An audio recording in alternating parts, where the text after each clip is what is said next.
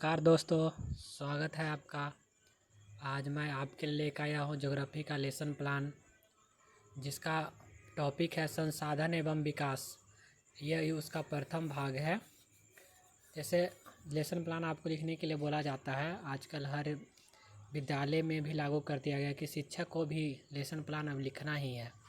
तो lesson plan का यहाँ पे हम लोग को फॉर्मेट प्रोवाइड किया हुआ होगा, लेकिन आप लोग को शायद खुद के कॉपी में बनाना होगा। तो यही प्रोसेस फॉलो आप लोग को करना होगा। तो पहले क्या लिखना रहता है, विद्यालय का नाम, उसके बाद प्रशिक्षु का नाम, फिर क्रमांक, फिर रोल नंबर हो गया, वर्ग हो गया, सेक्शन हो गया, दिनांक हो गया, सब्जेक्ट हो गया, उप सब्जेक्ट हो गया, क्लास हो गया, कौन सा पीरियड में पढ़ा रहे हैं, अवधि हो गया, उसके बाद ड्यूरेशन हो गया, प्रकरण हो गया, उसका टॉपिक, समान उद्देश्य। अगर समान उद्देश्य होता क्या है, समान उद्देश्य हो गया कि पूरा ज्योग्राफी का यहाँ पे बात करेंगे। जैसे उप सब्जेक्ट हो गया ज्योग्राफी, तो ज्योग्राफी पूरा ज्योग्राफी से पढ़ के बच्चा को क्या क्या सीखने को मिलेगा। तो समान उद्देश्य में जैसे यहाँ पे लिखा गया, छात्रों को भौगोलिक ज्ञान कराना, छात्रों को मानसिक शक्तियों का ज्ञान कराना, छात्रों को भूगोल विषय की उपयोगिता से अवगत कराना, छात्रों को भूगोल विषय के प्रति रुचि उत्पन्न कराना, छात्रों को संदेश, प्रेम तथा विश्व बंधुत्व के मानवता का विकास करना। फिर विशिष्ट उद्देश्य हो गया। विशिष्ट उद्देश्य हो गया जैसे संसाधन एवं विकास जो टॉपिक है, उससे बच्चे को क्या क्या सीखेगा। इसमें हो गया छात्रों को संसाधन एवं विकास के बारे में जानकारी देना, छात्रों को संसाधन की उपयोगिता के विषय में जानकारी देना, छात्रों को संसाधन के प्रकारों से अवगत कराना। उसके बाद शिक्षक सामग्री हो गया कि कौन कौन से चीज़ का कोई टीचर उपयोग करेगा। तो यहाँ चौक, डस्टर, श्यामपट्ट, संकेतक इत्यादि।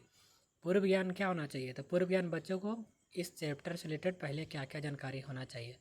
छात्रों को संसाधन की समान जानकारी है, चाहे होनी चाहिए, आप लिख सकते हैं। प्रस्तावना हो गया, प्रस्तावना आप जितना अच्छा दीजिएगा, बच्चों का इंटरेक्शन आपसे उतना बेटर रहेगा। जैसे यहाँ पे लिखा गया, संसाधन क्या है, आर्थिक रूप से संभाल और सांस्कृतिक रूप से मान्य। क्या भी अन्य बहुत से लोगों की तरह संसाधनों का प्रकृति उपहार समझते हैं? नहीं। संसाधनों का महत्वपूर्ण हिस्सा क्या है? स्वयं मानव। और भी कुछ क्वेश्चन पूछ सकते हैं जो बच्चों को आए ही नहीं, जिससे बच्चों में और ज़्यादा इंटरेस्ट जगा रहे। फिर उद्देश्य कथन हो गया कि उद्देश्य कथन हो गया कि आपको बच्चों के सामने टॉपिक डिक्लेरेशन करना है कि बच्चों आज आपके संसाधनों को बारे में अध्ययन करेंगे। फिर शिक्षण विधि हो गया कि कौन कौन विधि का उपयोग किया गया था। यहाँ पे विज्ञान विधि, प्रदर्शन विधि, प्रश्नोत्तर विधि।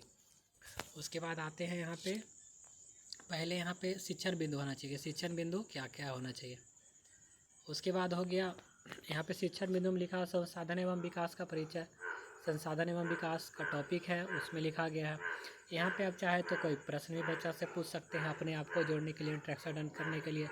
फिर यहाँ पे संसाधनों का वर्गीकरण हो गया।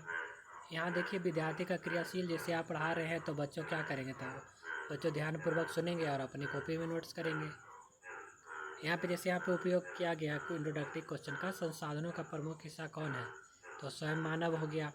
इसी तरह वहाँ पे देखिए नीचे सबसे लास्ट में उत्पत्ति के आधार पर संसाधन के प्रकार बताएं, तो जैव और अजैव हो गया। और उसके बाद ब्लैक बोर्ड वर्क में बच्चों को इन्वॉल्वमेंट कैसे ज़्यादा कर सके, तो डायग्राम मेथड बच्चों को पूरा समझ में आएगा, वो लोग समझ भी जाएंगे कितने प्रकार के होते हैं। फिर अगला देखिए शिक्षण विधि संसाधनों के प्रकार है। फिर संसाधनों के प्रकार हो गया। संसाधनों के प्रकार पहले उत्पत्ति के आधार पे, फिर समप्यता के आधार पे, फिर ब्लैक बोर्ड में उत्पत्ति के आधार पे संसाधन लिखा गया है, फिर समता के आधार पे संसाधन। उसके बाद फिर हो गया मतलब संसाधन के फिर से प्रकार ही है पहला टॉपिक में। यहाँ पे भी व्यक्तिगत संसाधन, व्यक्तिगत संसाधन क्या है, तो बच्चा बाद में जवाब देंगे पढ़ने के बाद। संसाधनों के प्रकार, इतना पहला लेसन प्लान में इतना ही कवर हो पाएगा। आपको ज़्यादा नहीं कि एक 45 मिनट की क्लास में आप कितना ज़्यादा पढ़ाइएगा, तो ये 45 मिनट के लिए काफ़ी है। उसके बाद जब आपका उस दिन का पूरा कंप्लीट हो जाए लेसन प्लान, तो लास्ट में आप लोग को लिखना रहता है पुनरावृत्ति प्रश्न, जो बच्चों से पढ़ाएं उससे रिपीटेशन कराएं कि बच्चों को कितना ज्ञान हुआ, कितना सीखे हैं। उसके बाद फिर गृह कार्य हो गया। संसाधनों को मतलब घर से वो लोग को होमवर्क दे के आइएगा कि आगे पढ़ के आए, या जो पूछे हैं मतलब उसी से रिलेटेड कोई टॉपिक पे लिखने के लिए दीजिए। फिर लास्ट में सुपरवाइज़र का सिग्नेचर होता है। एक यही फॉर्मेट होता है दोस्तों अभी के लिए फ़िलहाल। धन्यवाद दोस्तों, मैं ऐसा ही और आगे अलग अलग सब विषय का लेसन प्लान आपके समक्ष लाता रहूँगा। धन्यवाद दोस्तों।